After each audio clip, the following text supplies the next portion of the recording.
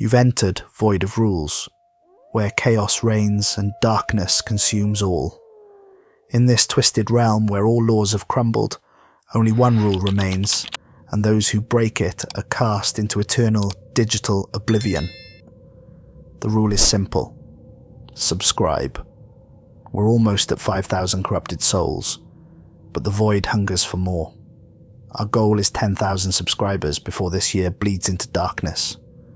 Will you join our legion, or face the consequences of defying the void?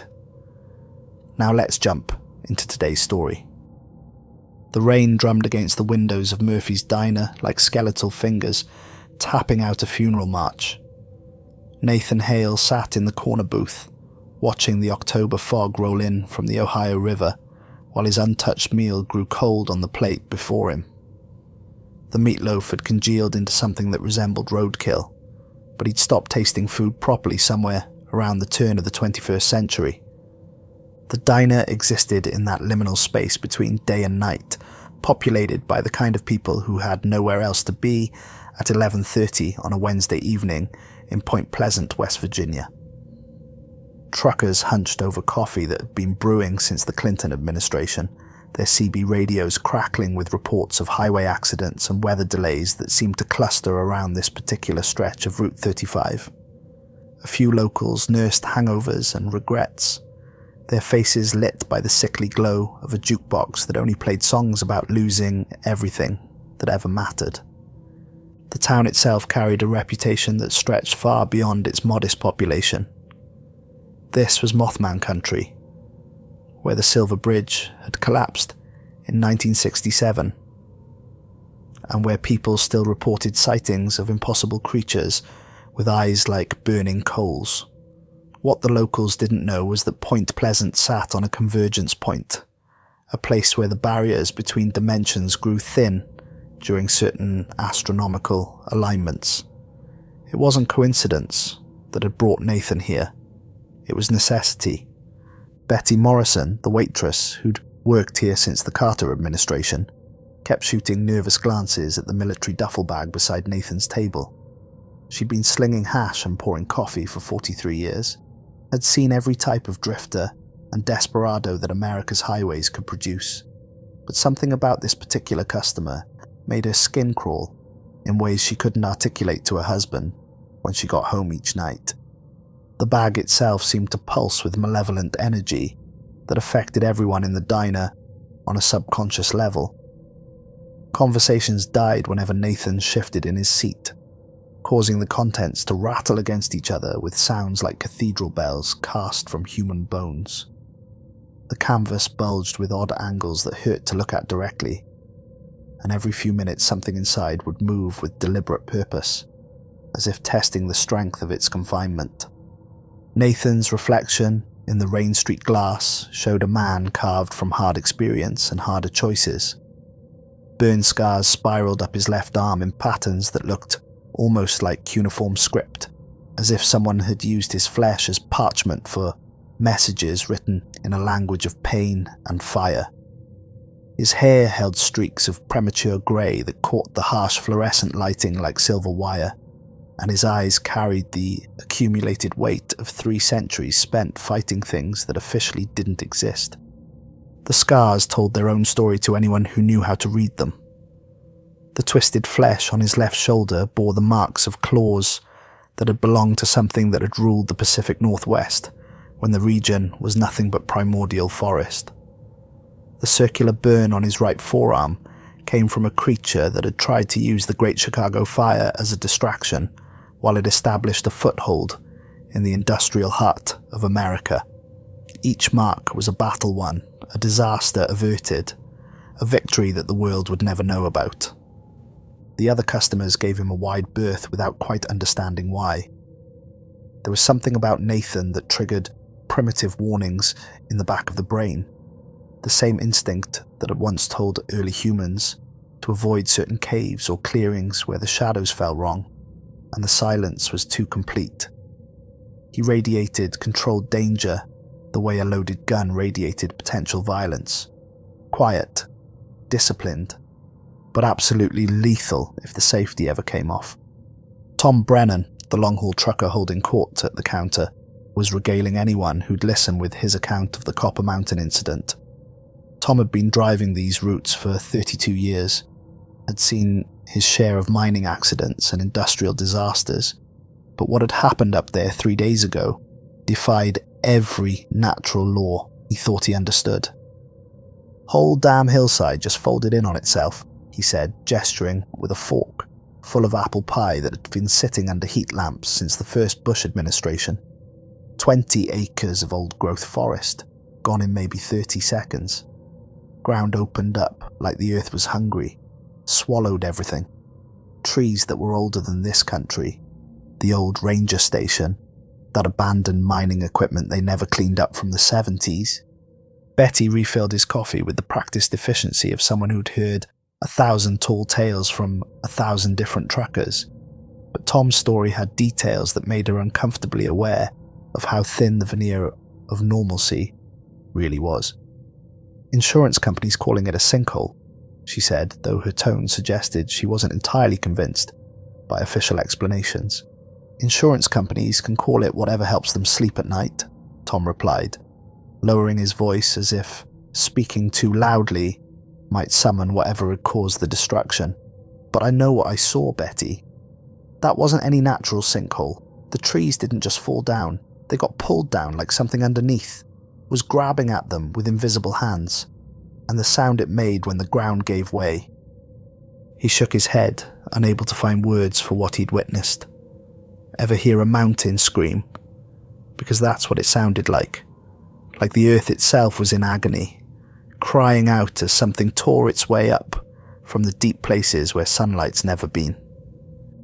Jerry Watson, another trucker who'd been nursing the same cup of coffee for 2 hours while his rig got repaired at the all-night garage, leaned forward with the expression of a man sharing state secrets. "Tell her about the lights, Tom. Tell her about what you saw before the collapse." Tom's weathered face went pale in the fluorescent glare. "Lights coming up from underground, Jerry. Not electric lights, nothing man-made. These were organic somehow, pulsing like a heartbeat, changing colours in patterns that made your eyes water if you watched too long.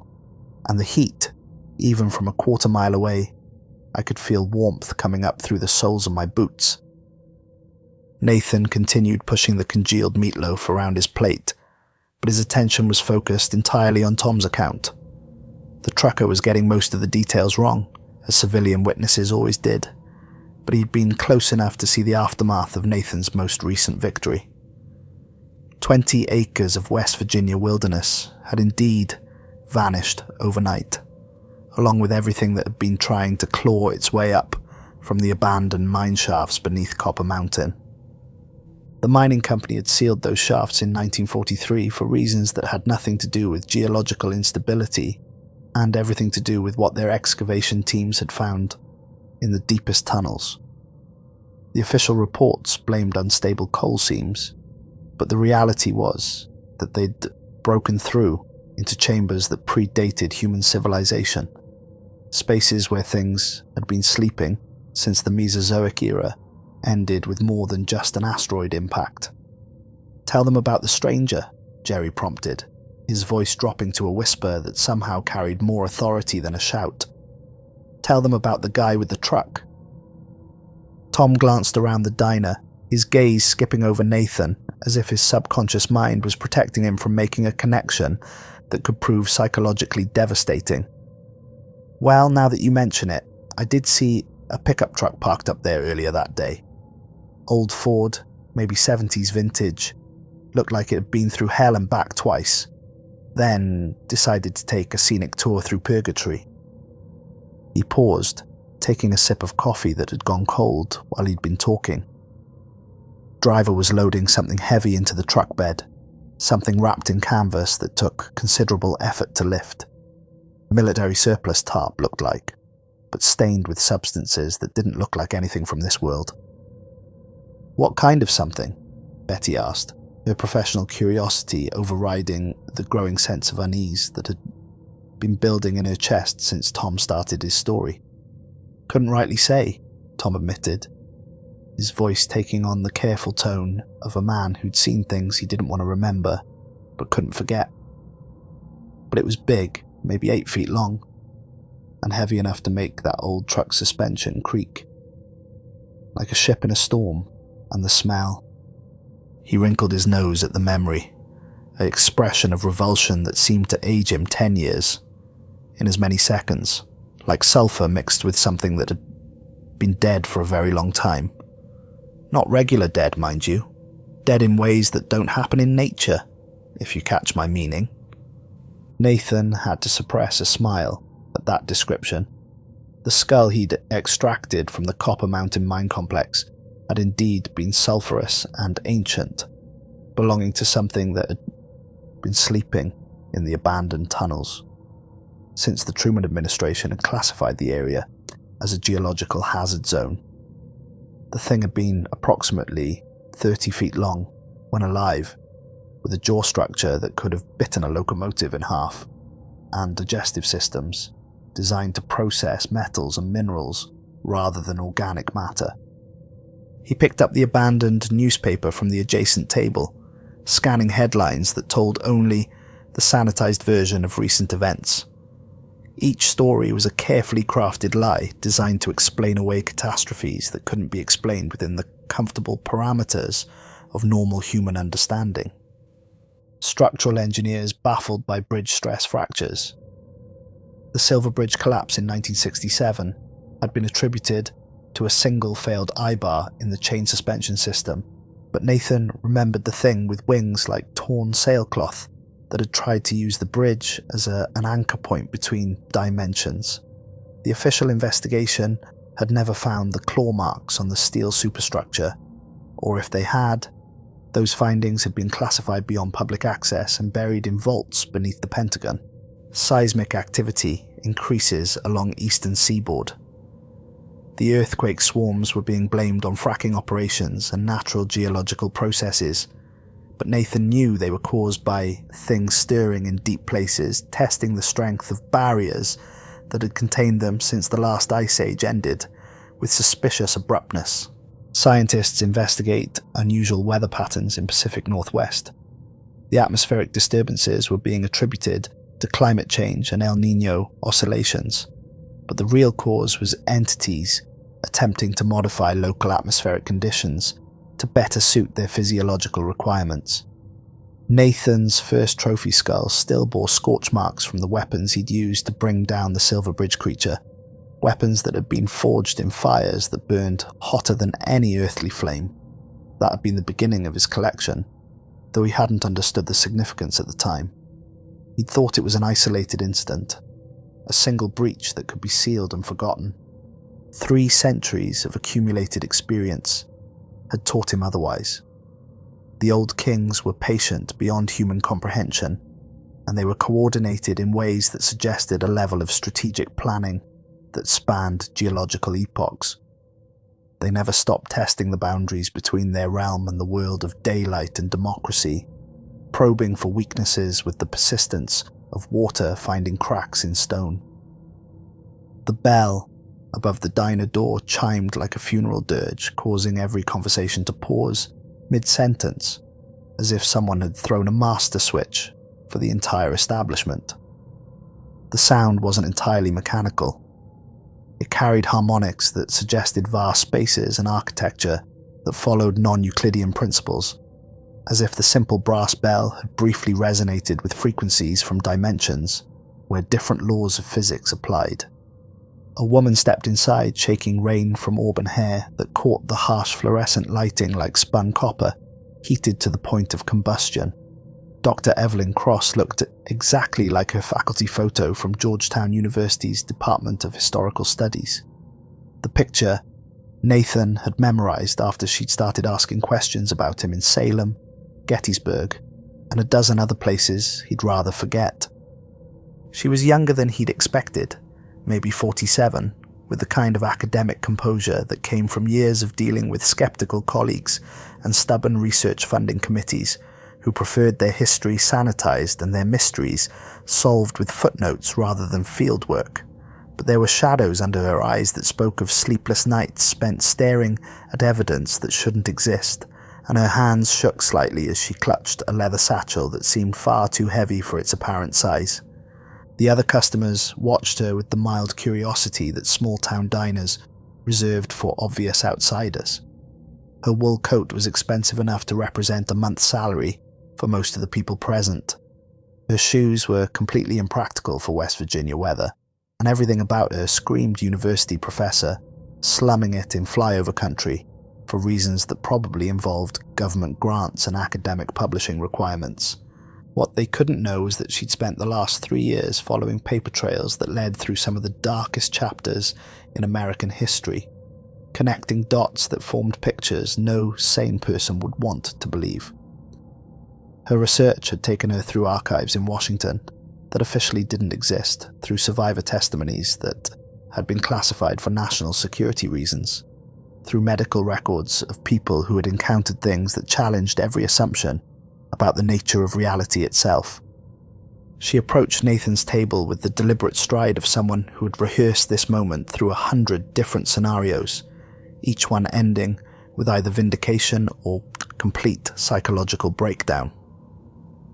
When she sat down uninvited, ignoring Betty's territorial scowl and the subtle shift in the diner's atmosphere that suggested the other customers were preparing to witness either a reunion or a confrontation, Nathan caught the scent of old books, expensive coffee, and the particular brand of desperation that came from staring too long into historical abysses.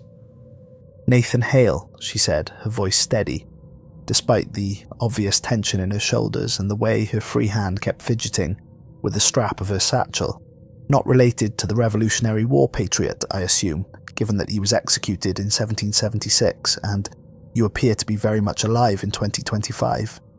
Nathan set down his fork and studied her face, noting the intelligence in her dark eyes and the way she held herself ready to either fight or flee, depending on his response. She'd done her homework, that much was obvious, but homework could only prepare someone so far when dealing with realities that existed outside the normal parameters of academic discourse. "Depends on your definition of patriotism, Dr. Cross," he replied, pushing his untouched plate aside to make room on the table, "and your understanding of what it means to serve your country when the threats it faces can't be addressed through conventional, diplomatic, or military channels." The fact that he knew her name and professional background caused a visible reaction. A slight widening of her eyes, a barely perceptible shift in her posture that suggested she was recalculating her assessment of the situation, and finding her carefully prepared opening gambits suddenly inadequate. She'd expected to have the advantage of anonymity, to be able to observe and interrogate without revealing the full extent of her knowledge or the potentially career-ending nature of her research. "You've been researching me," Nathan continued, his tone conversational but carrying undertones that made Betty pause in her glass-cleaning routine to listen more carefully. "Following paper trails that officially don't exist, connecting historical dots that form pictures most people would dismiss as elaborate historical fiction or conspiracy theory nonsense." Evelyn's academic composure cracked slightly, revealing the exhaustion and carefully controlled fear she'd been carrying for months. The weight of impossible knowledge had been grinding her down, forcing her to question not just her understanding of history, but her grip on reality itself. 3 years, she said, opening her satchel, with hands that trembled like autumn leaves in a gathering storm. 3 years of following your name through archives that should have been destroyed decades ago, finding references in documents that shouldn't exist, tracking a pattern of impossible coincidences that stretches back further than any human life should span. She began spreading photocopied documents across the scarred wooden table, each one a piece of an impossible puzzle that she'd been trying to solve since stumbling across Nathan's name in a footnote to a classified report about the Tunguska event. The papers told a story that violated every law of physics, biology, and rational thought, but the documentation was too extensive and too detailed to dismiss as fraud, forgery, or elaborate historical hoax. The first document was a diary entry from Salem, Massachusetts, dated October 15th, 1692, written in the careful script of someone who had received a classical education but was struggling to describe events that had no precedent in human experience.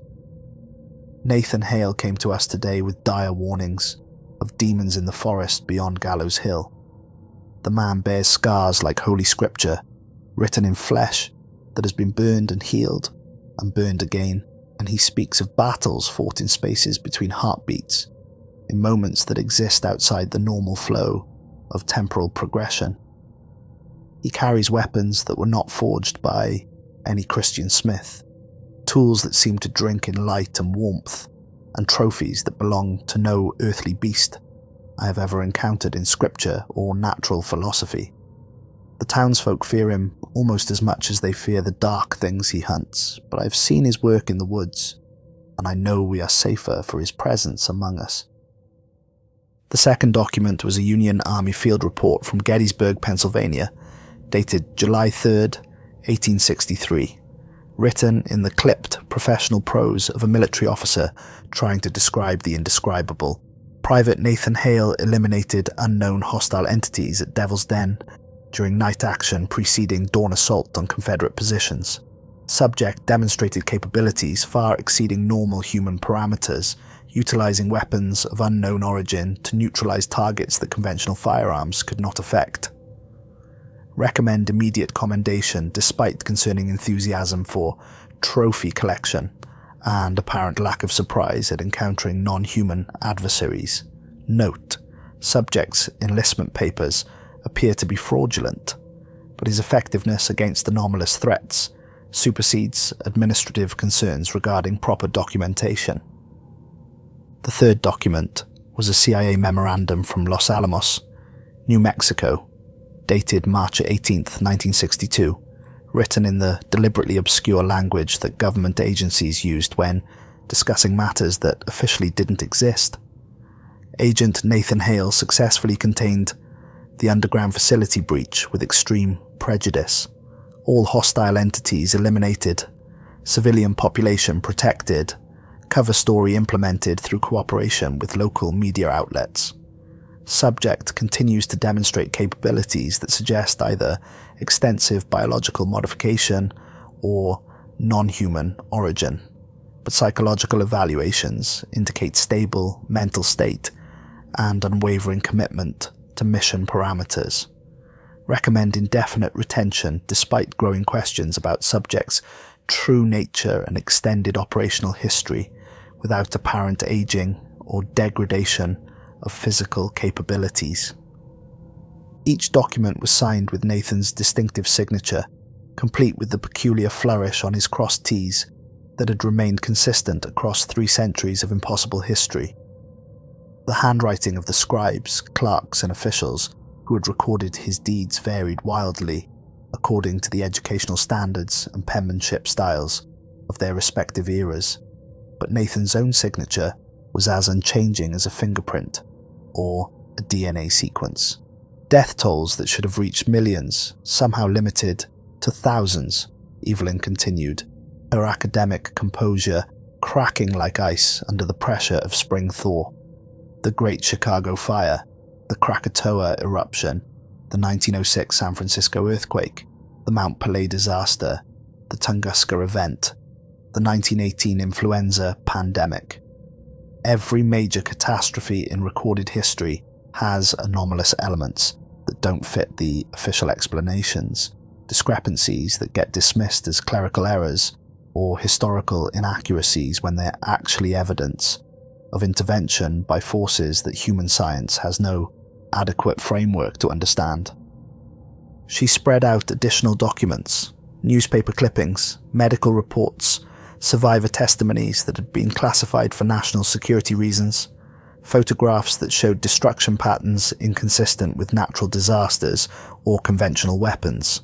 Your name appears in classified reports and witness statements from every single incident, always in connection with anomalous phenomena or unknown variables that somehow reduce the scale of devastation from civilization ending to merely catastrophic. Nathan pulled out a dented hip flask that looked like it had survived several wars and at least one apocalypse, unscrewing the cap to release the scent of whiskey that had been aged in barrels, exposed to fires that burned hotter than earthly flames. The alcohol had been distilled from grain grown in soil that had been blessed by nuclear fire, fermented in conditions that existed outside normal temporal flow, and aged in wood that had been harvested from trees that grew in dimensions where different laws of chemistry applied. "You know what they don't teach in history classes, Doctor?" he said, pouring the amber liquid into his coffee to create swirls that looked almost like ancient script in some long-dead language. "How many times this world has come within hours, sometimes minutes, of ending completely. How many nights the stars have aligned, in configurations that open doors between dimensions, doors that should have stayed closed until the heat death of the universe rendered such distinctions meaningless." He paused to take a sip of his enhanced coffee, the alcohol mixing with caffeine and otherworldly additives to create a combination that would have killed a normal human being, but merely helped Nathan maintain focus during extended periods of supernatural combat. Humanity thinks it's the dominant species on this planet, but that's only been true for maybe 10,000 years. Before that, other things held sway. Older things, smarter things, more patient things that remember when your ancestors were prey, animals cowering in caves and praying to gods that were just as terrified as they were. Something in his duffel bag rattled like dice made from the bones of extinct civilizations, and every conversation in the diner stopped as if someone had activated a master mute switch. The sound carried harmonics that bypassed conscious hearing and spoke directly to the parts of the human brain that had evolved to recognize apex predators in the darkness. Betty dropped a plate behind the counter, the crash echoing like breaking thunder in the sudden silence that had fallen over the establishment. "They sleep in the deep places," Nathan continued, his voice dropping to barely above a whisper that somehow carried to every corner of the diner with perfect clarity. "In ocean trenches that haven't seen sunlight since the continents were young and mobile, in cave systems that descend further than human equipment can measure, in spaces between spaces where the geometry doesn't follow rules that human minds can comprehend without risking permanent psychological damage." Tom Brennan had gone pale, his fork frozen halfway to his mouth as some primitive part of his brain recognized fundamental truth in Nathan's words, despite their impossibility. Jerry was staring at his coffee cup as if it might contain answers to questions he'd never thought to ask but suddenly needed to understand.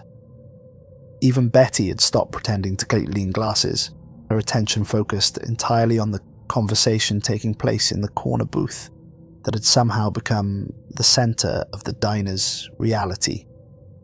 The old kings, the first rulers, the things that held dominion when the world was a very different place. Nathan continued, his words painting pictures that human language had no adequate vocabulary to describe. They built cities from materials that exist only at the quantum level, established empires that span dimensions humanity hasn't discovered yet, developed technologies that make our most advanced achievements look like stone tools crafted by particularly clever apes. He leaned forward slightly, and the diner's atmosphere seemed to thicken, as if his proximity to the other customers was somehow increasing the local gravitational field. Every few decades, one of them stirs, tests the boundaries, probes for weaknesses in whatever barriers can keep them contained in their deep places. Every few centuries, they coordinate their efforts, mounting synchronized attempts to reclaim what they consider rightfully theirs, a world they ruled absolutely before humans learned to make fire or tell stories or dream of futures that didn't involve being hunted for sport. The silence in the diner had become so complete that the sound of rain against the windows seemed as loud as artillery fire.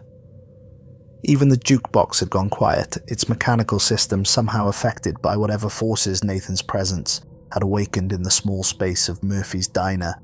And every single time they try to break through, someone has to be there to put them back in the ground before they can establish a foothold in the modern world, Nathan said, standing slowly and shouldering his duffel bag with the practiced ease of someone who had been carrying impossible burdens for far longer than any human life should span.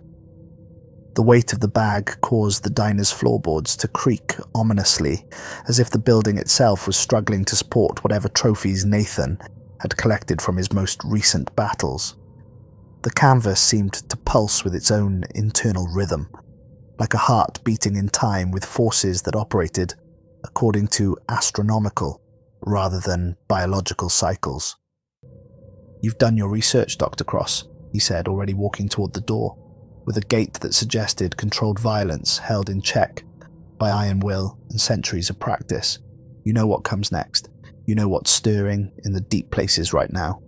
What's been building power while humanity congratulates itself on technological advancement and social progress that mean absolutely nothing to entities that were ancient when the first fish crawled out of primordial oceans."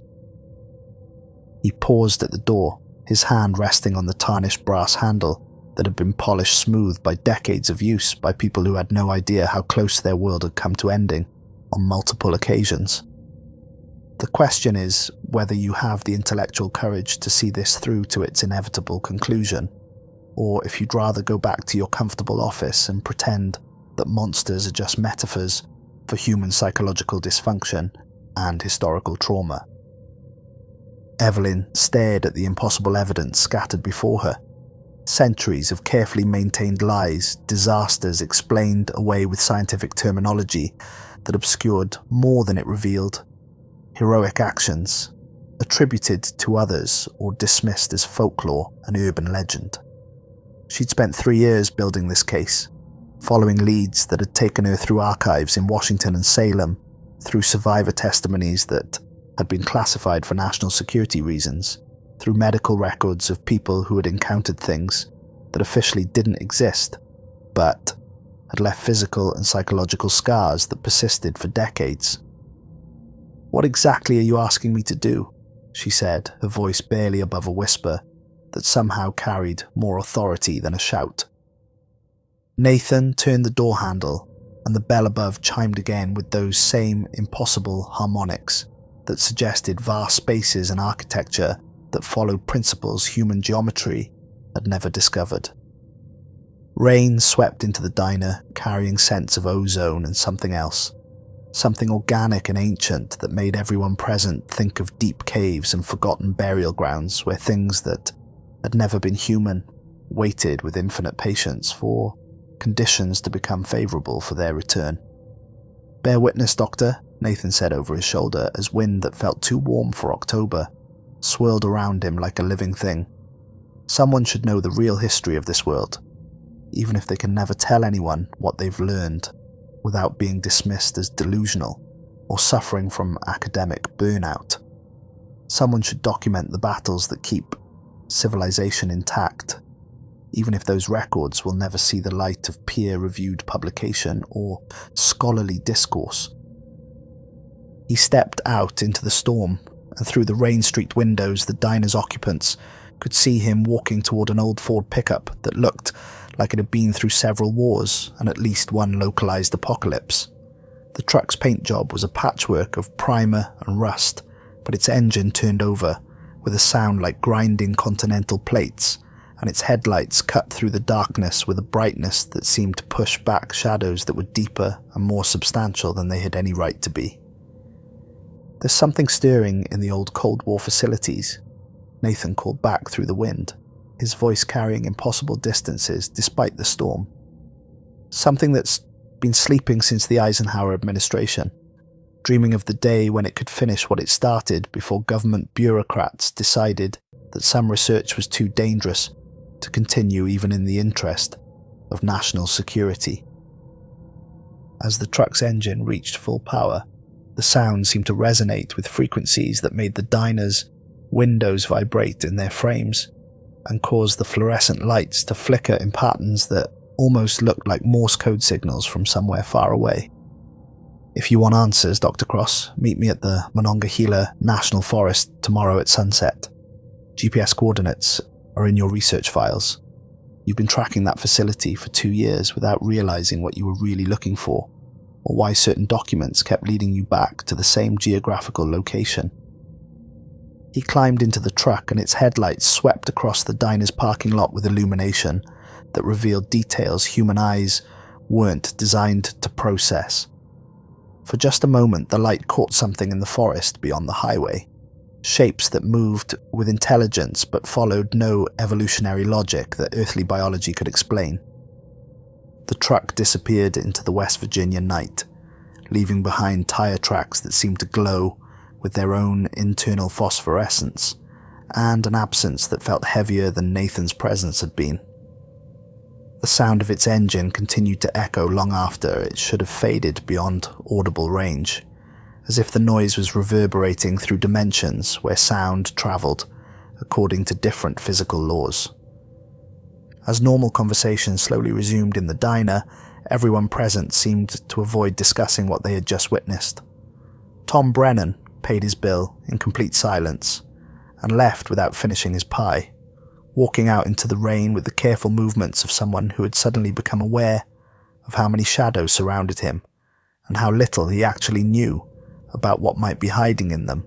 Jerry stared at his coffee cup for another 20 minutes before finally getting up and walking out into the storm, his usual confidence replaced by the nervous awareness of someone who had glimpsed truths that human psychology wasn't equipped to process without significant emotional damage. Betty cleaned the same glass 15 times before realizing what she was doing and putting it away with hands that shook like autumn leaves. Her normal professional efficiency disrupted by the growing certainty that her small corner of the world was far more dangerous than she had ever imagined. But Evelyn remained at the corner table, staring at the documents spread before her and trying to process the implications of everything Nathan had told her. She pulled out a tablet computer and began cross-referencing her research files with the GPS coordinates Nathan had mentioned, her fingers moving with the automatic precision of someone whose academic training had prepared her to organize information, even when that information challenged every assumption she had about the nature of reality. The location corresponded to a facility that appeared on no official maps, a blank space in the Monongahela National Forest where satellite imagery showed nothing but trees and topographical anomalies that didn't match any known geological formations.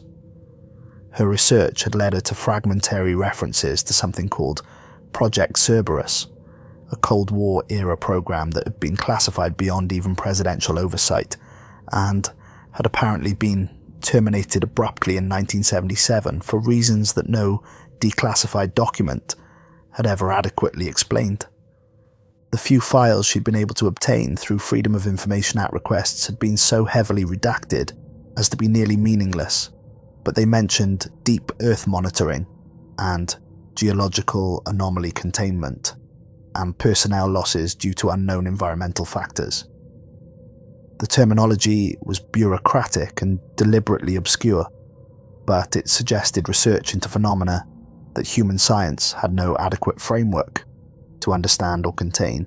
She packed up her documents with hands that moved automatically while her mind struggled to accept what she'd just experienced. 3 years of rigorous academic research had led her to this moment, this choice between the safety of willful ignorance and the terrible responsibility of bearing witness to truths that could shatter everything she thought she knew about history, science, and the nature of human civilization itself.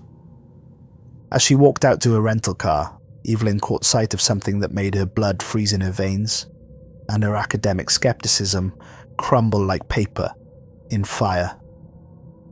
In the muddy gravel beside Nathan's parking space, there were impressions in the ground. Not tire tracks from his departure, but footprints that had been left by something that had emerged from his truck after he'd parked. The prints were roughly human in shape, but far too large, with what appeared to be claw marks extending from where the toes should have been. They led away from the parking space toward the forest edge, as if something had climbed out of Nathan's truck bed and walked into the darkness under its own power, moving with the deliberate purpose of an intelligence that understood exactly where it was going and why. But that was impossible, because Nathan's truck had appeared empty, except for the driver's seat when he'd driven away into the storm, unless, of course, whatever was in that duffel bag was capable of existing independently, of leaving its container and moving around according to its own agenda, while maintaining some form of connection to its collector. Evelyn stood in the rain for several minutes, staring at the impossible footprints and trying to convince herself that stress and exhaustion had finally pushed her over the edge into delusional thinking. But the prints remained stubbornly real, pressed deep up into the mud by something that weighed considerably more than any human being, and possessed appendages that belonged to no creature in any zoological classification system. She got into her car and sat there for a long time, watching the rain wash away the footprints while her mind worked through the implications of what she'd discovered. If Nathan was telling the truth, if he really had been fighting supernatural entities for centuries, then his collection represented more than just trophies. It represented an arsenal of weapons that had been crafted from the remains of defeated enemies, tools that retained some of the capabilities they had possessed in life. She started the engine and drove toward the highway, her academic training warring with the growing certainty that tomorrow's expedition would either provide her with evidence that would revolutionize human understanding of history and reality, or it would be the last mistake she ever made. Behind her, Murphy's Diner settled back into its normal rhythm of late-night commerce, but the building itself seemed somehow changed by what had transpired within its walls. The shadows in the corners were deeper than they should have been, and the fluorescent lights continued to flicker with patterns that almost looked like attempts at communication from somewhere far away. Betty found herself humming while she cleaned up after the late shift, a tune she didn't recognize but that seemed to come from some deep part of her memory, some ancestral recollection of songs that had been sung around fires when the world was younger and far more dangerous than modern humans could imagine. Outside, the storm continued to rage, but the rain that fell on Murphy's Diner carried traces of minerals that belonged to no earthly geology, and the lightning that illuminated the West Virginia mountains revealed glimpses of structures that couldn't possibly exist but did anyway, hidden in the spaces between one lightning flash and the next, waiting for the right combination of atmospheric conditions and human attention to manifest more completely. The drive through the mountains took Nathan deeper into territory that existed on the edges of multiple realities, roads that wound through forests where the trees grew in patterns that violated basic principles of botanical science, and streams that flowed uphill when no one was watching them closely enough to maintain the illusion of normal physics. West Virginia had always been a thin place, where the boundaries between dimensions grew permeable during certain phases of the moon and certain alignments of stars that didn't appear on any astronomical charts compiled by human observers. His truck's headlights cut through darkness that seemed almost solid, revealing glimpses of things that darted back into the underbrush whenever the illumination touched them. Some were animals that had been changed by prolonged exposure to interdimensional radiation, deer with too many legs and eyes that reflected light in colors that didn't exist in nature's spectrum, bears whose fur moved independently of wind patterns, and whose tracks suggested they could face partially out of normal space-time when threatened. Others were harder to categorize, shapes that moved with obvious intelligence but followed no evolutionary logic that human science could explain. They watched his truck from the forest depths with the patient attention of entities that had been observing human activity for far longer than humans had been aware of their existence, taking notes and making plans with the methodical precision of researchers studying a particularly interesting species of laboratory animal. The radio crackled with static that almost sounded like voices speaking in languages that predated human speech, transmissions that seemed to be coming from multiple directions simultaneously. Nathan had learned long ago not to listen too carefully to those communications because some knowledge was too dangerous to possess without proper preparation and psychological conditioning. The old kings spoke to each other across vast distances and dimensional barriers, their conversations passing through spaces where human technology could sometimes catch fragments of discussions that had been going on since before the continents settled into their current positions. He pulled off the main highway onto a dirt road that appeared on no GPS system and was marked only by a metal post that bore no signs or identifying numbers. The truck's suspension groaned as it navigated ruts and potholes that seemed deliberately designed to discourage casual exploration, while branches pressed close on both sides to form a canopy so thick that moonlight couldn't penetrate to the forest floor, even when the clouds parted to reveal celestial bodies that weren't quite in the positions astronomy textbooks claimed they should occupy. After 40 minutes of careful navigation through terrain that seemed to shift subtly when he wasn't looking directly at it, Nathan reached a clearing where the remains of a concrete structure jutted from the earth like broken teeth in a giant skull.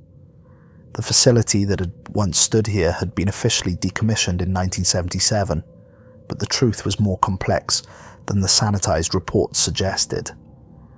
Project Cerberus had been shut down not because of budget cuts or changing political priorities, but because something had gone catastrophically wrong in the deepest levels of the underground complex, something that had required the deployment of weapons that officially didn't exist in any military arsenal. Nathan parked beside the ruins and began unloading equipment from his truck bed, tools and weapons that represented 3 centuries of accumulated knowledge about how to fight things that shouldn't exist. Military surplus gear that had been modified with components salvaged from crashed objects that bore no resemblance to any earthly technology. Weapons that had been blessed by fires that burned at temperatures exceeding those found in stellar cores. Protective equipment forged from metals that existed only in the spaces between atoms where different laws of physics applied, and matter behaved according to principles that human science had barely begun to theorize about. His duffel bag seemed to vibrate with anticipation as he approached the concealed entrance to the underground facility. The things he'd collected over the centuries could sense their ancient kindred sleeping in the depths below, and their excitement was palpable even through the canvas containment that kept them from moving around independently. Some of the skulls had belonged to creatures that had once ruled vast empires spanning multiple dimensions, while others represented the remains of entities so alien that human language had no adequate terms to describe their original forms or functions. The entrance itself was hidden beneath what appeared to be a natural rockfall, but Nathan's enhanced senses could detect the geometric patterns concealed within the seemingly random arrangement of boulders. He pressed his hand against a stone that looked identical to all the others, and a section of the rock face swung inward, with the whisper-quiet precision of hydraulic systems that had been maintained by automated processes for nearly 5 decades. Beyond the concealed door lay a corridor carved from living bedrock, its walls bearing tool marks that suggested excavation techniques far in advance of 1970s technology. The precision of the cuts indicated the use of equipment that could manipulate matter at the molecular level, creating surfaces smoother than anything conventional drilling or blasting could achieve. The air that flowed up from the depths carried scents of ozone and copper, along with something else, something organic and patient, that spoke of intelligence vast and cold, and utterly alien to human understanding. Nathan activated a flashlight that cast illumination in frequencies that normal human eyes couldn't perceive, but that caused certain types of supernatural entities to become visible. The corridor walls immediately revealed scratch marks that climbed from floor to ceiling, deep gouges in solid stone that had been made by claws capable of rending through materials harder than diamond. The patterns weren't random. They formed symbols and equations that hurt to look at directly, mathematical expressions that described relationships between dimensions that human geometry had never discovered. As he descended into the depths of the facility, Nathan's enhanced hearing began to pick up sounds that normal human senses would have missed entirely. Mechanical humming from equipment that should have been shut down decades ago. Electrical systems drawing power from sources that didn't appear on any schematic or engineering diagram. Whispered conversations in languages that had been ancient when the pyramids were fever dreams in some pharaoh's imagination. Voices discussing plans and preparations with the patient precision of entities that measured time in geological epochs rather than human lifespans. And underneath it all, a rhythmic pulsing like a massive heartbeat, steady and patient, and utterly inhuman in its cadence. The sound seemed to be coming from multiple directions simultaneously, as if the entire facility had been built around something that was itself a living organism of impossible size and complexity. The facility had been constructed in concentric rings around something that had been discovered during the initial excavation, something that the project's scientists and engineers had initially mistaken for an unusual geological formation. It had taken months of careful examination to realize that they were looking at architectural structures that followed no earthly design principles. Spaces that existed in more dimensions than human mathematics could describe, and were constructed from materials that became unstable when exposed to normal atmospheric conditions. But by then, it was too late to abort the project. The thing sleeping in the deepest chamber had begun to stir, responding to the presence of so many human minds, concentrated in close proximity to its resting place. The facility's personnel had started experiencing shared dreams, visions of cities built from crystallized screams, and empires that had ruled the earth when the continents were arranged in completely different configurations, and the laws of physics operated according to principles that would have driven human scientists to madness. Nathan passed through security checkpoints that had been sealed since the Carter administration, their blast doors still bearing scorch marks from weapons that generated temperatures hot enough to vaporize steel instantaneously. The metal showed stress patterns that suggested exposure to forces that operated outside normal physical parameters, energies that could restructure matter at the subatomic level and create substances that existed in quantum superposition until observed by consciousness, capable of collapsing their wave functions. Whatever had happened in the final days of Project Cerberus, it had required firepower that challenged the fundamental assumptions of human weapons technology. The burn patterns on the walls indicated the use of directed energy systems that could focus nuclear reactions into coherent beams, creating temperatures and pressures that normally existed only in the cores of dying stars. He found the first bodies in what had been the facility's main laboratory, personnel who had died at their workstations with expressions of absolute terror frozen on their faces. But these weren't recent casualties. The corpses had been perfectly preserved by atmospheric conditions that seemed to exist outside normal temporal flow, maintained in a state of suspended decay by forces that human science had no adequate framework to understand. The bodies showed no signs of decomposition, despite having been dead for nearly 50 years, as if time itself moved differently in the facility's deeper levels. Some of the researchers appeared to have aged decades in their final moments, while others looked exactly as they had on the day they died, their clothing and personal effects preserved with museum-quality precision. The laboratory equipment told a story of desperate improvisation and increasingly frantic attempts to understand phenomena that challenged every assumption about the nature of reality itself.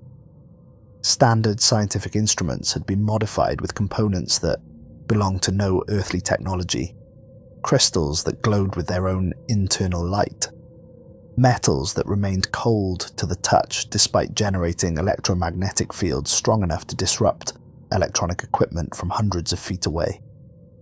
Radiation detectors had been jury-rigged with devices that measured fluctuations in dimensional stability, while seismographs had been connected to instruments that monitored changes in the local flow of time. Everything suggested that the project's scientists had been trying to study and contain forces that human understanding was fundamentally unprepared to comprehend, phenomena that required entirely new branches of physics and mathematics to describe accurately.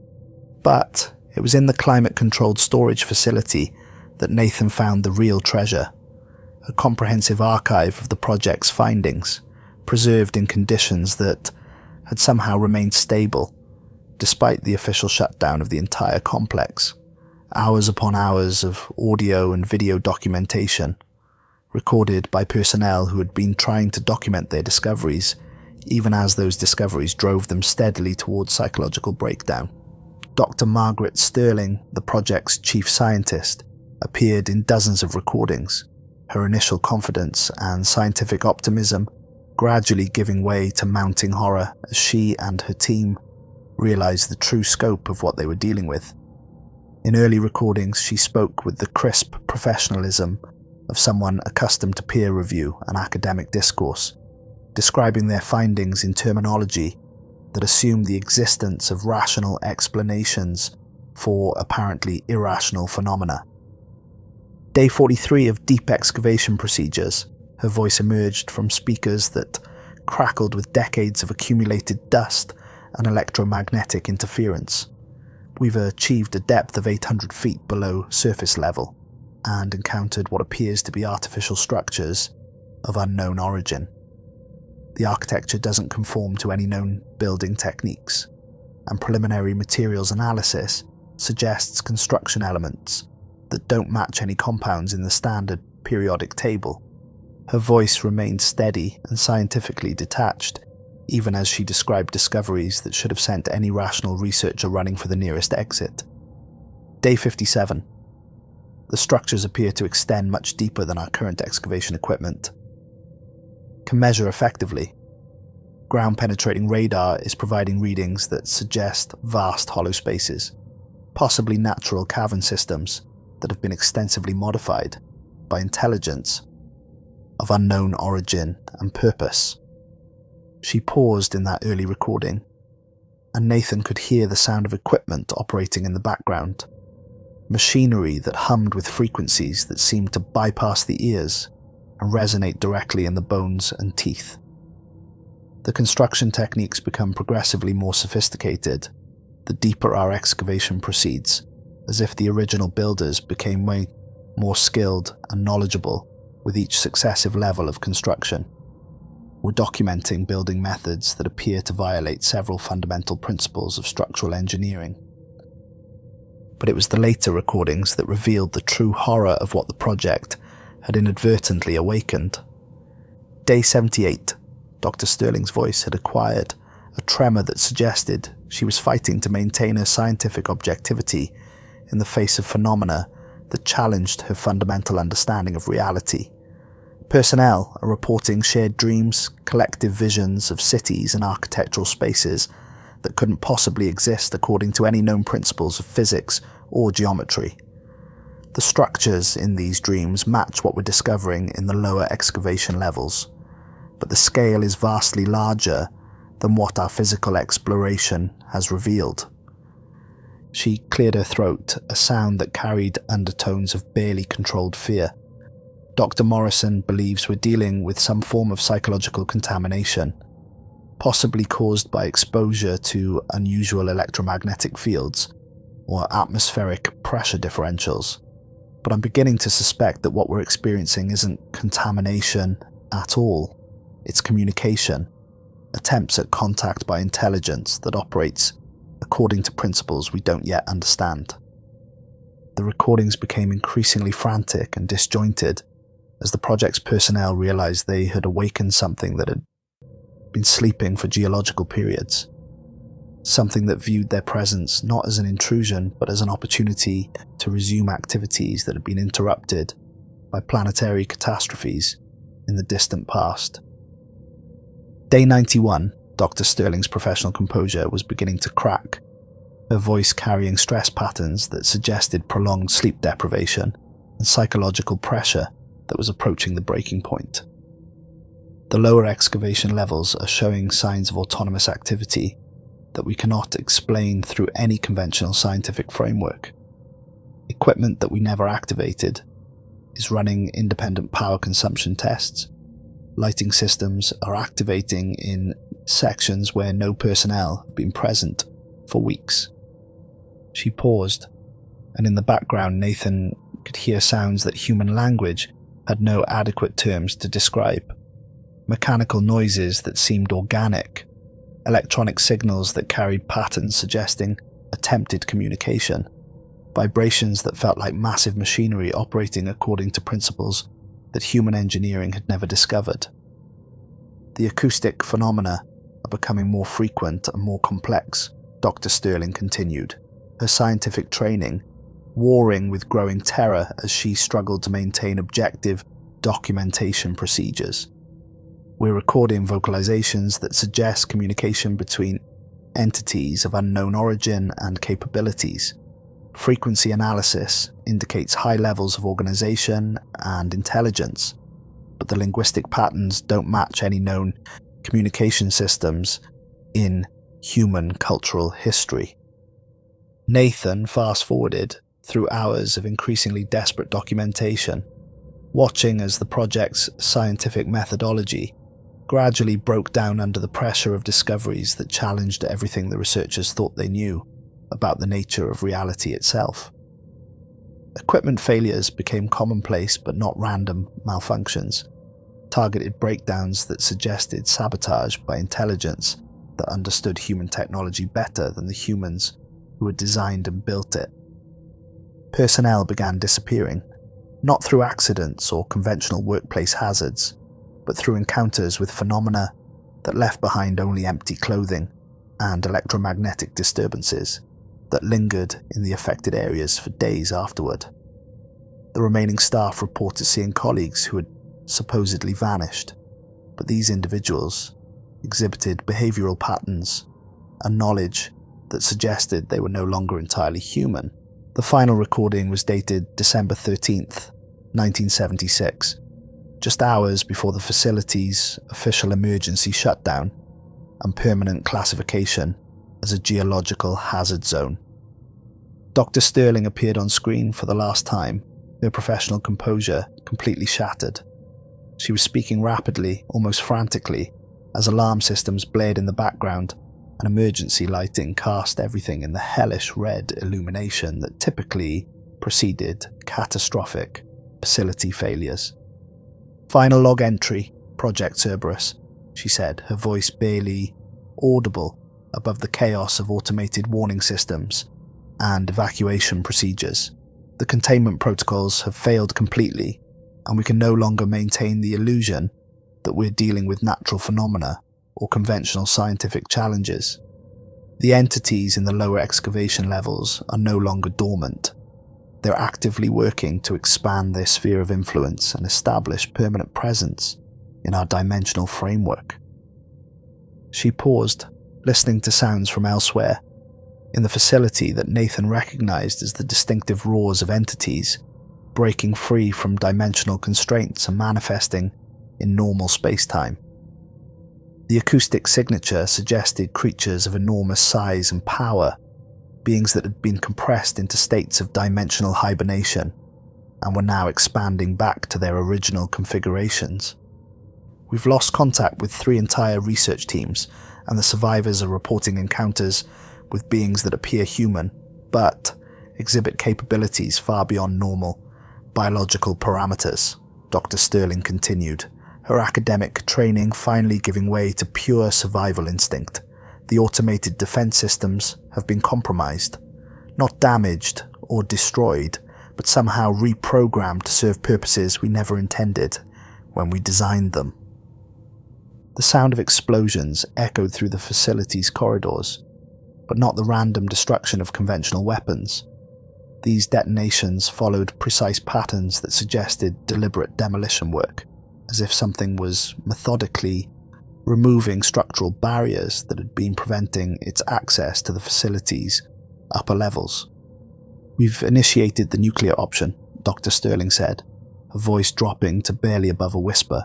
"The warheads will detonate in 17 minutes, collapsing the entire facility and sealing whatever we've awakened in a tomb of molten rock and radioactive debris. If anyone finds this recording, if anyone ever tries to excavate this site again, remember what we learned here. Some doors should never be opened, some depths should never be explored, and some things should never be disturbed from their ancient sleep. The recording ended with an explosion of static, but Nathan knew from his research that the nuclear option had never been successfully implemented. The warheads had been sabotaged by something that understood human technology well enough to disable fail-safe systems that should have been impossible for any known intelligence to circumvent.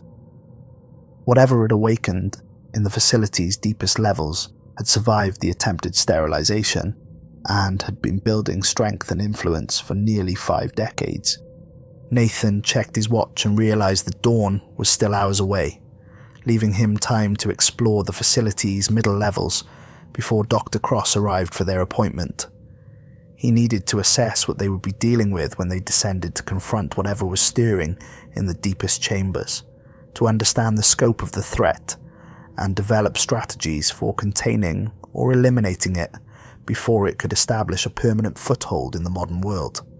But as he prepared to venture further into the complex, Nathan's collection began to react with increasing intensity. The things in his duffel bag were not just excited, they were genuinely terrified, responding to the presence of something that even creatures from the deep places feared and respected. The skulls rattled against each other with sounds like breaking bells, while other trophies generated electromagnetic fields strong enough to interfere with his electronic equipment. Whatever was sleeping in the facility's core wasn't just another old king trying to reclaim lost territory. It was something that the other ancient entities regarded as a progenitor, a template from which they had all been derived during the early epochs of the planet's history. The fear radiating from his collections suggested that they recognized something fundamental about the entity below, not just power, but authority that transcended normal hierarchical relationships. Nathan had fought dragons that could melt steel with their breath, demons that could rewrite local reality through force of will, entities that existed simultaneously in more dimensions than human mathematics could describe. But if his collection's reaction was any indication, what waited in the facility's deepest levels might represent a form of power that transcended his enhanced capabilities to contain or eliminate. For the first time in 3 centuries of impossible battles, Nathan Hale felt something that might have been genuine fear. But fear had never stopped him before, and it wouldn't stop him now. He shouldered his duffel bag, double-checked his weapon systems one final time, and began the descent into whatever hell Project Cerberus had inadvertently unleashed on an unsuspecting world.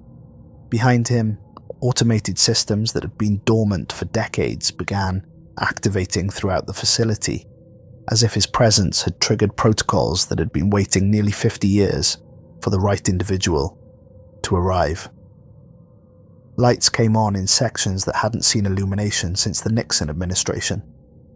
Ventilation systems began circulating air that carried scents of ozone and burning copper. Elevators that had been shut down since the facility's decommissioning suddenly became operational, their control panels displaying floor numbers that didn't appear on any architectural blueprint. And deep in the facility's core, something vast and ancient began to stir with increasing urgency, responding to the proximity of the one human being who might actually pose a threat to its plans for reclaiming a world it had once ruled with absolute authority. The real battle was about to begin, and the outcome would determine whether humanity continued to exist as the dominant species on Earth, or whether the planet would revert to the nightmare conditions that had prevailed before human civilization had accidentally stumbled across the secret of containing forces beyond their comprehension. 24 hours earlier, Georgetown University. Dr. Evelyn Cross sat in her office at 3 a.m, surrounded by documents that officially didn't exist, and trying to make sense of a pattern that stretched across centuries of carefully buried history. The campus was empty except for security guards and graduate students pulling all-nighters, but Evelyn had been here since yesterday afternoon, following connections that led deeper into classified archives than any civilian researcher should have been able to access. Her office walls were covered with photocopied documents, newspaper clippings, and satellite photographs that formed a complex web of evidence pointing to a single, impossible conclusion. Someone or something had been manipulating major historical events for longer than any human lifetime should span, preventing disasters that should have ended human civilization while leaving behind just enough traces for a determined researcher to follow. The breakthrough had come when she'd cross-referenced geological survey data with classified military reports and found gaps in the historical record that corresponded to locations where Nathan Hale's name appeared in survivor testimonies and official documentation. Each incident followed the same pattern: massive potential for catastrophic loss of life, followed by mysterious intervention that reduced casualties to manageable levels, followed by official explanations that obscured more than they revealed. The Galveston hurricane of 1900, which should have killed tens of thousands but somehow resulted in only 8,000 casualties. The 1906 San Francisco earthquake, which destroyed most of the city, but left the death toll far lower than comparable disasters. The 1918 influenza pandemic, which killed millions worldwide, but somehow spared entire regions that should have been devastated based on population density and medical infrastructure. Each event had anomalous element that didn't fit the official narrative, discrepancies that historians had dismissed as clerical errors or exaggerated survivor accounts. But when Evelyn mapped these anomalies against Nathan's documented appearances, the correlation was undeniable. Wherever Nathan Hale appeared in the historical record, disasters that should have been civilization-ending catastrophes somehow became merely terrible tragedies. Her computer screen displayed classified documents that she'd obtained through academic contacts who worked for government agencies, files that painted a picture of ongoing supernatural warfare that had been hidden from public knowledge for generations. Military reports described encounters with entities that challenged every assumption about the nature of reality, while medical records documented injuries and psychological trauma that conventional weapons couldn't inflict and standard therapeutic approaches couldn't treat. The phone on her desk rang, startling her out of her research trance. The caller ID showed only a number with a West Virginia area code, but when she answered, the voice on the other end spoke with the authority of someone accustomed to being obeyed without question. "Dr. Cross? This is Colonel Patricia Hayes, Defense Intelligence Agency. We need to talk." Evelyn's blood went cold. She'd been careful to use academic channels for her research, avoiding direct contact with military or intelligence agencies, but apparently her investigation had attracted official attention anyway. "I'm not sure what this is about, Colonel," she said, trying to keep her voice steady, despite the growing certainty that her academic career was about to end in a classified debriefing room. "It's about Nathan Hale," Colonel Hayes replied. "And it's about Project Cerberus, which your research has been tracking for the past 2 years, despite the fact that everything related to that operation was supposed to have been destroyed decades ago." Evelyn looked at the documents covering her office walls, realizing that her investigation had crossed lines she hadn't even known existed.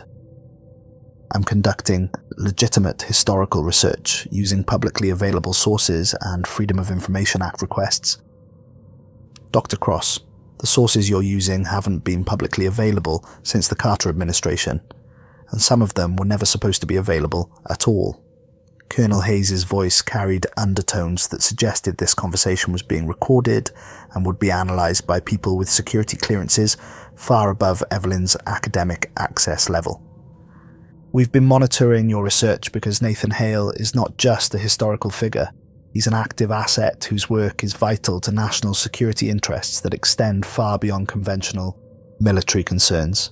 Your investigation has attracted his attention, and that means it's attracted ours as well.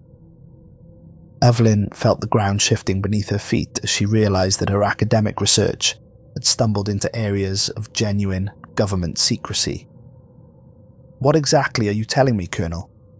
"I'm telling you that tomorrow night you're going to meet with someone whose existence challenges every assumption you have about history, science, and the nature of human civilization," Colonel Hayes said. "And I'm telling you that what you learn during that meeting will either advance human understanding by centuries, or it will get you killed in ways that conventional medical science has no adequate terminology to describe." The line went dead, leaving Evelyn staring at her phone and trying to process the implications of what she'd just heard. If Colonel Hayes was telling the truth, then Nathan Hale wasn't just a historical mystery. He was an active government asset whose work involved threats that required classification levels beyond anything she'd encountered in her academic career. She looked at the documents covering her office walls with new understanding, realizing that her research hadn't just uncovered hidden history. It had identified someone whose activities were still ongoing, still classified, and still vital to interests that went far beyond academic curiosity. The phone rang again, this time displaying a different number. When she answered, Nathan's voice came through with perfect clarity, despite what sounded like wind and rain in the background. "Dr. Cross, you've been asking questions about me for long enough. If you want answers, meet me at Murphy's Diner in Point Pleasant tomorrow at 11:30 p.m. Come alone, bring your research, and be prepared to see evidence that will change your understanding of everything you think you know about the world we live in." "How did you get this number?" she asked, but the line had already gone dead. Evelyn spent the rest of the night packing documents into her satchel and trying to prepare mentally for a meeting that would either validate 3 years of impossible research or reveal that she'd been chasing shadows and conspiracy theories down a rabbit hole that led to professional suicide and personal breakdown. But deep in her academic soul, she knew that Nathan Hale was real, that his influence on historical events was genuine, and that tomorrow night would provide answers to questions that had been driving her toward the edges of sanity for longer than she cared to admit. The only question was whether she was prepared for answers that might be more terrible than the mysteries they solved. Present day 4:47 a.m, Project Cerberus facility. Nathan had descended 12 levels into the facility's core, each one revealing technological capabilities that human science was still decades away from achieving independently. The architecture became increasingly alien as he went deeper, with corridors that curved in ways that violated basic principles of Euclidean geometry, and chambers that seemed larger on the inside than their external dimensions should have allowed. The walls displayed equations and diagrams that hurt to examine closely, mathematical expressions that described relationships between space, time, and consciousness that human understanding was fundamentally unprepared to comprehend. Some of the symbols seemed to move when observed peripherally, rearranging themselves into new configurations that suggested different solutions to problems that human science hadn't yet learned to formulate properly. His equipment began malfunctioning as he approached the facility's deepest levels, electronic systems failing in patterns that suggested deliberate interference rather than random technical difficulties. His flashlight flickered and dimmed, while his communication devices generated static that almost sounded like whispered conversations in languages that predated human speech. But it was when he reached the 13th level that Nathan finally understood the true scope of what Project Cerberus had discovered. The corridor opened into a vast chamber that extended beyond the reach of his diminished lighting, a space so enormous that his footsteps echoed for several seconds before the sound faded into silence. The architecture was unmistakably alien, constructed from materials that seemed to absorb light and generate their own subtle illumination in response to his presence. At the chamber's center, partially embedded in what appeared to be a natural rock formation but was actually a carefully constructed containment system, lay something that challenged every assumption Nathan had about the nature of the entities he'd spent centuries fighting. The skeleton was enormous, easily 60 feet from head to tail, but it wasn't the size that made Nathan's enhanced senses scream warnings. It was the complexity of the bone structure, the suggestion of intelligence so vast and alien that human consciousness could barely comprehend its smallest thoughts without risking permanent psychological damage. This wasn't just another old king from the deep places of the earth. This was something that the old kings themselves would have regarded as a deity, a progenitor entity whose dreams had shaped the development of life on Earth during its earliest epochs. The thing had been sleeping for geological periods, but its presence had influenced the planet's evolutionary development in ways that human science was only beginning to understand. Fresh scratches surrounded the containment system, indicating that the entity was stirring with increasing frequency and intensity. The rock formations that imprisoned it showed stress fractures that suggested its efforts to break free were becoming more focused and effective with each attempt. Nathan's collection was reacting with terror so intense that the duffel bag was beginning to smoke from the electromagnetic fields generated by his trophy's desperate attempts to distance themselves from the presence of their ultimate ancestor. Some of the skulls were chattering so rapidly that they sounded like machine gun fire, while others generated harmonics that made the chamber's walls resonate with frequencies that existed outside normal acoustic parameters. As Nathan approached the containment system, the massive skull began to move with deliberate purpose. Eye sockets the size of automobile tires began to glow with light that had nothing to do with conventional electromagnetic radiation, illumination that seemed to bypass the optic nerves and register directly in the parts of the brain responsible for processing fundamental terror. When the entity spoke, its voice came not from its throat but from the stone itself, reverberating through the mountain's geological structure with power that could be felt for miles in every direction. "I've been dreaming of this moment for longer than your species has existed, Nathan Hale. I've watched you collect the skulls of my children and grandchildren, building strength and knowledge with each victory, preparing yourself for this final confrontation without realizing that you were fulfilling a prophecy written in the stars before your planet had finished cooling from its initial formation." The voice carried harmonics that spoke directly to the parts of Nathan's consciousness that remained human, flooding his mind with images of cities that had existed when the continents were arranged in completely different configurations and the laws of physics operated according to principles that would have driven human scientists to madness. "You think you have been protecting your species from the return of the old kings?" the entity continued, its words accompanied by seismic tremors that suggested it was testing the strength of its geological prison. "But you have been preparing yourself to serve a far more important purpose. You have been becoming the weapon that will finally free me from this crude containment system and allow me to reclaim a world that was mine before your ancestors learned to fear the dark." Nathan's weapons began to glow with their own internal light, responding to the proximity of the ultimate target they had been designed to destroy. But even as he prepared for battle, part of his mind recognized the terrible truth in the entity's words. Every victory he'd achieved, every skull he'd collected, every enhancement to his capabilities, all of it had been leading to this moment, this confrontation with something so powerful that defeating it would require sacrifices that might transform him into something as alien as the creature he was fighting.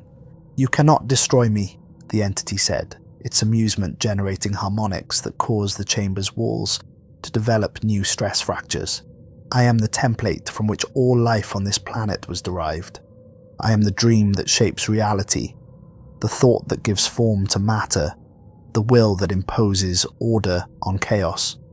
You may have the strength to shatter my current physical manifestation, but I exist in dimensions that your enhanced senses cannot perceive and states of being that your consciousness cannot comprehend."